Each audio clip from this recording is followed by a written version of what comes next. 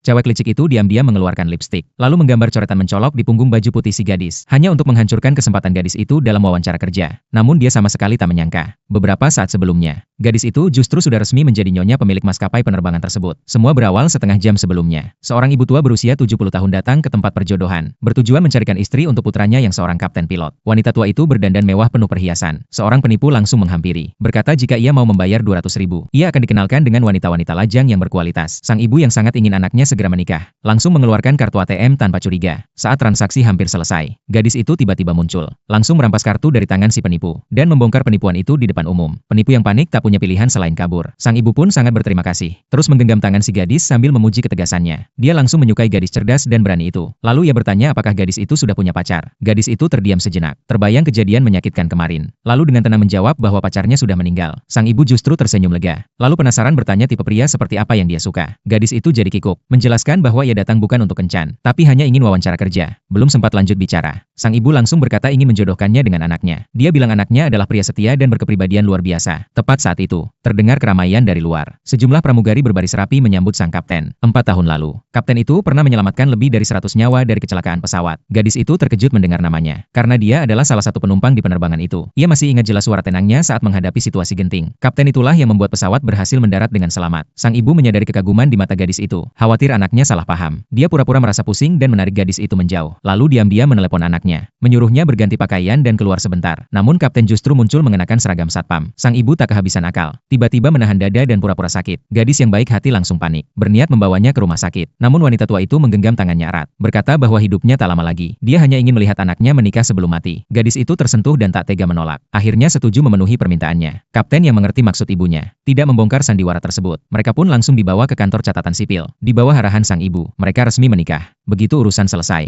kapten baru berkata bahwa ini semua hanya trik ibunya. Gadis itu kaget bukan main. Namun sang ibu malah dengan santai berkata, asalkan anaknya serius mencintainya, itu tidak dianggap sebagai penipuan. Lalu ibu itu menyuruh anaknya menyerahkan kartu gaji, sambil memberitahu gadis itu PIN-nya, memintanya bebas pakai kapan saja. Namun gadis itu berkata, kalau sang ibu tidak sakit, maka janjinya tidak berlaku. Tapi ibu itu sudah siap siaga. Sambil tersenyum dia bilang, pernikahan bukan hal yang bisa dibatalkan sesuka hati. Dengan alasan menyiapkan pernikahan, ia pun meninggalkan mereka berdua. Gadis itu sadar dirinya dijebak, lalu menarik tangan si kapten, ingin sekalian mengurus surat cerai. Tepat saat itu, telepon dari temannya masuk, mengingatkan bahwa ia masih punya wawancara kerja hari ini. Gadis itu buru-buru pamit dari kapten dan lari ke perusahaan. Namun baru sampai lobi, ia sudah berpapasan dengan mantan pacar dan si cewek licik. Saat gadis itu tidak sadar, cewek licik itu mengeluarkan lipstik dan menggambar sembarangan di punggung baju putih gadis itu. Tujuannya hanya satu, menghancurkan penampilannya agar gagal wawancara. Karena ulah itu, gadis itu kehilangan kesempatan wawancara, tanpa tahu bahwa sebenarnya, dialah yang kini menjadi nyonya besar pemilik maskapai itu.